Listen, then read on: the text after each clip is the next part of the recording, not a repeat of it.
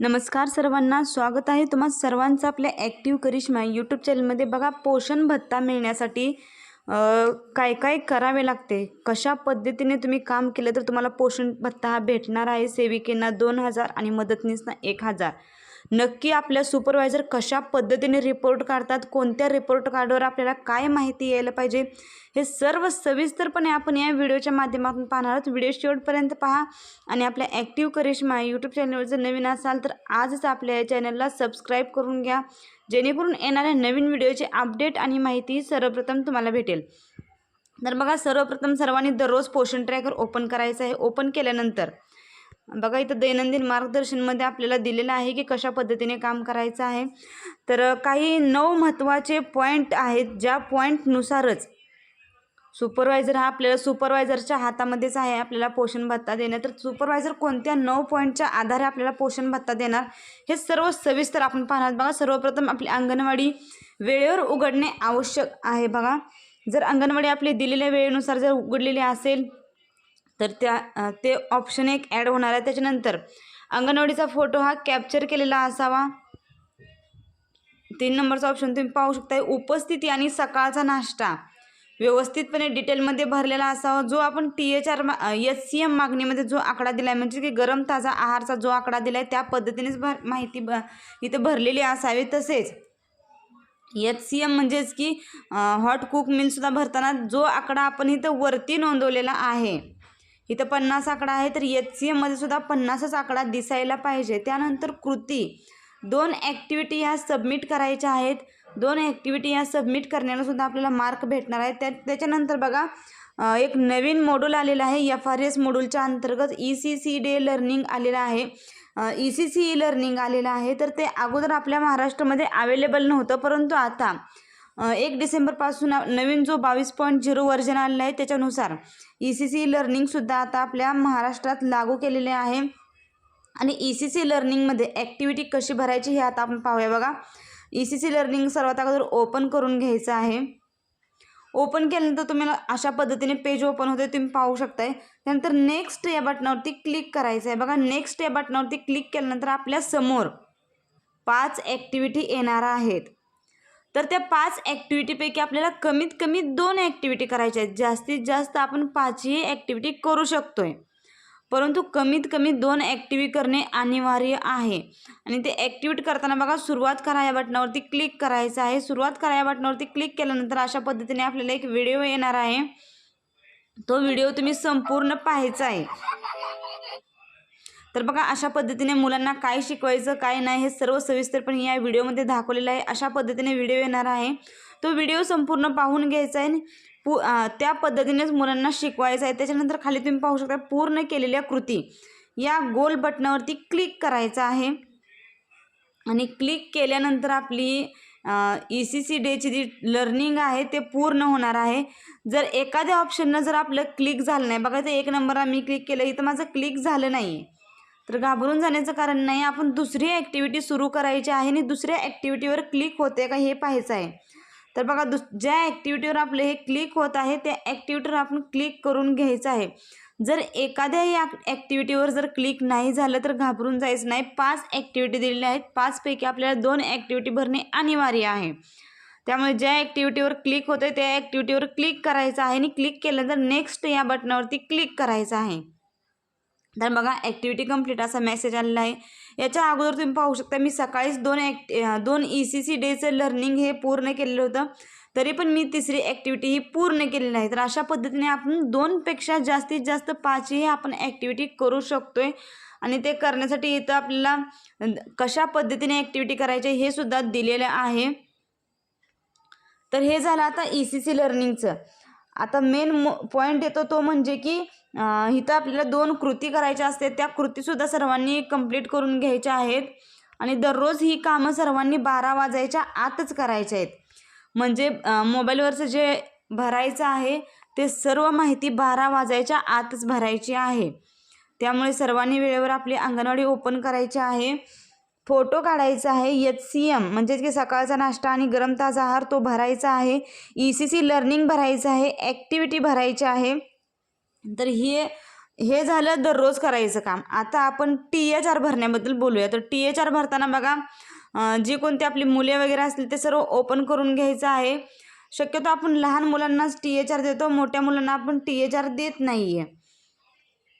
तर बघा आपण सर्वात अगोदर THR या ऑप्शनवर क्लिक करायचं आहे. जर THR या ऑप्शनवर आपण जर क्लिक केलं, मी अगोदर THR भरलेला आहे त्यामुळे इथं मला THR भरता येणार नाही आहे. तरी पण सर्वांनी प्रत्येक महिन्याच्या 1 ते 5 तारखेच्या आत THR भरणे अनिवार्यच आहे. आणि THRवर कशा पद्धतीने आपल्याला सुपरवायझर हे आपल्या म्हणजे आपल्याला मार्क देणार आहेत हे सुद्धा आपण जाणून घेणार आहोत. त्यानंतर बघा CBE कार्यक्रम रजिस्टर करायचे आहेत. CBE कार्यक्रम प्रत्येक महिन्याला बघा मोर या बटनावरती क्लिक करायचं आहे. आणि त्याच्यानंतर कार्यक्रम तुम्ही 4 नंबरचा ऑप्शन पाहू शकता. कार्यक्रम या बटनावरती क्लिक करायचं आहे.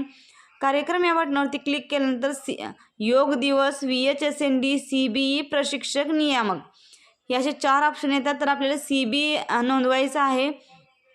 तर CBE आपल्याला सुपरवायझरने दिलेल्या तारखेलाच नोंदवायचा आहे आणि त्या तारखेलाच आपल्याला तो कार्यक्रम घ्यायचा आहे. मी एक कार्यक्रम नोंदवलेला आहे, तुम्हाला दिसत आहे की 4 डिसेंबरला एक कार्यक्रम नोंदवला गेलेला आहे.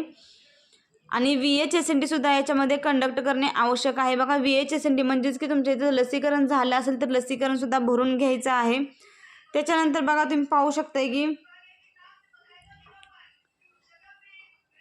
आता आपण हे जाणून घेऊया की सुपरवायझर आपल्याला कशा पद्धतीने आपला रिपोर्ट काढणार आहेत ते. तर बघा CBE कार्यक्रमाबरोबरच आपल्याला वजन उंची ही प्रत्येक महिन्याच्या 5 तारखेला भरणे आवश्यक आहे. डॅशबोर्ड ओपन केल्यानंतर आपल्याला इथं आपले वजन उंची किंवा आपल्या ज्या गृहभेटी आहेत त्या सर्व दिसणार आहेत. वजन उंची माझी पूर्ण भरलेली आहे त्यामुळे इथं 0 दाखवत आहे. गृहभेटीसुद्धा पूर्ण करायच्या आहेत. गृहभेटीवर सुद्धा आपल्याला मार्क भेटणार आहेत. आणि आता आपण सुपरवायझरनी कशा पद्धतीने रिपोर्ट काढतात हे पाहूया. तर बघा सर्वप्रथम आपण सुपरवायझरने एक रिपोर्ट पाठवलेला आहे, तो रिपोर्ट पाहूया. बघा मी 1 नंबरचा मुद्दा काय सांगितलेला, अंगणवाडी ओपन करणे अनिवार्य आहे. तर तुम्ही इथं पाहू शकता की अशा पद्धतीने टोटल अंगणवाडी ओपन असा हा आकडा येणार आहे. टोटल अंगणवाड्यामध्ये प्रत्येक बीट वाईज येणार आहे. टोटल अंगणवाड्यामध्ये किती अंगणवाड्या ओपन होत्या आणि किती अंगणवाड्या बंद होत्या हे सर्व सविस्तर रिपोर्ट इथं तुम्ही पाहू शकताय. तर या पद्धतीने सुपरवायझर हा रिपोर्ट काढणार आहेत. जर रिपोर्ट कार्डमध्ये जर तुम्ही व्यवस्थित माहिती भरलेली म्हणजे दररोज जर तुम्ही व्यवस्थित अंगणवाडी ओपन करून फोटो वगैरे सर्व कॅप्चर केला असेल तुम्हाला तर काहीसुद्धा अडचण येणार नाही आहे. परंतु जर तुम्ही ही माहिती भरली नसेल तर तुम्हाला पोषण भत्ता हा भेटणार नाही. त्यानंतर बघा तुम्ही पाहू शकता फोटो कॅप्चर म्हणजेच की ते इमेज कॅप्चर्ड तुम्हाला दाखवत आहे. अंगणवाड्या तर भरपूर दिसत आहेत पण त्याच्यामध्ये कमी अंगणवाड्यांनी इमेज ही कॅप्चर केलेली आहे. त्यामुळे सुपरवायझर तुमचं सर्व आकडेवारी पोषण ट्रॅकरवर अशा पद्धतीने पाहणार आहेत. त्यामुळे सर्वांनी पोषण ट्रॅकरमध्ये फोटो कॅप्चर करणे अनिवार्य आहे. नाहीतर आपल्याला जो भत्ता भेटणार आहे त्याच्यापासून आपण वंचित राहणार आहोत. त्यानंतर तुम्ही कुटुंब सर्वेचा रिपोर्ट पाहू शकताय. बघा अशा पद्धतीने कुटुंब सर्वेचा रिपोर्ट निघतोय. जर याच्यामध्ये जर तुम्ही व्यवस्थित कुटुंब सर्वे आपल्या अंगणवाडीचा भरला असेल तर तो व्यवस्थित दिसणार आहे. टोटल अंगणवाडीची आकडेवारी दिसणार आहे. परंतु जर तुम्ही सर्वे आकडा व्यवस्थित भरला नसेल, पोषण ट्रॅकरमध्ये कुटुंबाचा सर्वेसुद्धा भरायचा आहे, तो सर्वे व्यवस्थित भरता आला पाहिजे. आणि व्यवस्थित जर भरला तरी तर आपल्या अंगणवाडी आपल्याला जो भत्ता भेटणार आहे तो भेटणार आहे. नाहीतर भत्ता भेटणारच परंतु कमी प्रमाणात भेटणार आहे. जास्तीत जास्त भत्ता हा 2000 रुपये सेविकेंना आणि मदतनीसना 1000 भत्ता आहे. तर आपल्याला सर्वच भत्ता पाहिजे असेल तर आपली सर्व आकडेवारी ही करेक्ट यायला पाहिजे. त्याच्यानंतर आता आपण वजन उंचीचा रिपोर्ट पाहूया. बघा तुम्ही पाहू शकताय टोटल ॲक्टिव्ह चिल्ड्रन मेजर्ड म्हणजेच की नक्की अंगणवाडीमध्ये किती मुलं ही टोटल बीटची आकडेवारी आहे. त्यामुळे जास्त दिसत आहे तुम्हाला. एका बीटमध्ये नक्की किती मुलं आहेत आणि त्याच्यापैकी किती मुलांची वजन उंची घेतलेली आहेत आणि किती मुले ही वजन उंची किती टक्के भरलेले आहे हे सुद्धा तुम्ही पाहू शकताय. बघा प्रत्येकाची ही टक्केवारी दाखवलेली आहे. त्या टक्केवारीनुसार जर आपण आपल्या अंगणवाडीचा आकडा 100% जर पूर्ण केला तर आपल्याला कोणत्याही प्रकारची अडचण येणार नाही आहे. तर बघा होम विजिटवर सुद्धा आपल्याला पोषण भत्ता आपला अवलंबून आहे. तर तुम्ही होम विजिटचा सुद्धा रिपोर्ट पाहू शकताय. अशा पद्धतीने होम विजिटचा रिपोर्ट येत आहे. कोणत्या अंगणवाडीने होम विजिट केलेली आहे किंवा कोणत्या अंगणवाडीने होम विजिट केलेली नाही हे सुद्धा आपल्या सुपरवायझर ह्या ऑफिसमध्ये बसून सर्व माहिती आपली चेक करू शकतात. त्यामुळे दररोज येणाऱ्या ग्रहभेटी सर्वांनी दररोज पूर्ण करणे आवश्यक आहे. CBE कार्यक्रम कंडक्ट केलेला आकडा दिसत आहे बघा. आपल्याला बीट वाईज हा आकडा येणार आहे. जेवढ्या अंगणवाड्या आहेत त्याच्यात डबल आकडा असायला पाहिजे बघा. तुम्हाला दिसत आहे तर जेवढ्या अंगणवाड्या त्याच्यात डबल आकडा आहे, कारण की आपल्याला प्रत्येक महिन्यातून 2 CBE कार्यक्रम घ्यायचे आहेत. त्या कार्यक्रम घेण्यासाठी आपल्याला प्रत्येक कार्यक्रमासाठी 250 रुपये म्हणजेच की 500 रुपये हे सेविकेला प्राप्त होत आहेत प्रत्येक महिन्याला. त्यामुळे CBE कार्यक्रम घेणे आवश्यक आहे आणि CBE कार्यक्रमाच्या आकड्यावर सुद्धा आपला पोषण भत्ता अवलंबून आहे. तर बघा, आपण सर्व अंगणवाडी सेविका मदतनीस यांना जर 2000 रुपये पोषण भत्ता आवश्यक असेल आणि त्यांना पोषण भत्ता भेटण्यासाठी दररोज अंगणवाडी ओपन करणे, फोटो कॅप्चर करणे, THR HCM भरणे, ECC लर्निंग जे नवीन ऑप्शन आला आहे तो पूर्ण करणे आवश्यक आहे. तसेच दररोजच्या जे ॲक्टिव्हिटी आहेत ते घेणे आवश्यक आहे. गरोदर महिला, स्तनदा यांचा THR भरणे आवश्यक आहे. CBE कार्यक्रम नोंदवणे आवश्यक आहे. वजन उंची रिपोर्ट नोंदवणे आवश्यक आहे. सर्वे भरणे सुद्धा आवश्यक आहे बघा. आता नुकतेच सर्वे भरायला सुरुवात झालेली आहे, परंतु आता जर आपल्याला पोषण भत्ता हवा असेल तर सर्वे सुद्धा भरणे महत्त्वाचं आहे. ग्रहभेटी या दररोजच्या दररोज ग्रहभेटी करणे आवश्यक आहे. जर या पद्धतीने आपण जर सर्व कामे केली तर आपल्याला पोषण भत्ता भेटण्यास काहीसुद्धा अडचण येणार नाही आणि आपल्याला पोषण भत्ता हा पूर्णपणे भेटणार आहे. सेविकेंना 2000 रुपये आणि मदतनीस यांना 1000 रुपये हा पोषण भत्ता भेटणार आहे.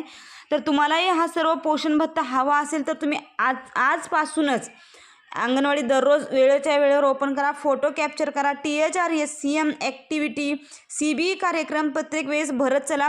वजन उंची जी आहे ती प्रत्येक महिन्याच्या 1 तारखेच्या शक्यतो 1 तारखेलाच भरा. 1 तारखेपासून आपल्याला 5 तारखेपर्यंत मुदत आहे, परंतु 1 तारखेला वजन उंची भरण्याचा प्रयत्न करा.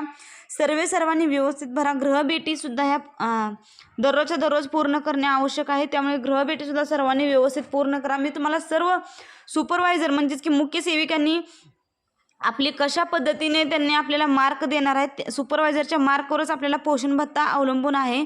त्यामुळे जर आपल्याला ही सर्व 100% मार्क आवश्यक असतील तर सुपरवायझर बीट वाईज कशा पद्धतीने आकडेवारी करतात मी तुम्हाला सर्व रिपोर्टनुसार दाखवलेला आहे. खूप महत्त्वपूर्ण व्हिडिओ आहे. जास्तीत जास्त महिलांना शेअर करा आणि अशाच नवनवीन व्हिडिओच्या माहितीच्या अपडेटसाठी तुम्ही आत्ता लगेच आपल्या ॲक्टिव्ह करिश्मा या यूट्यूब चॅनलला सबस्क्राईब करून ठेवा, जेणेकरून येणाऱ्या नवीन व्हिडिओचे अपडेट आणि माहिती सर्वप्रथम तुम्हाला भेटेल. व्हिडिओ आवडला असेल तर व्हिडिओसाठी एक लाईक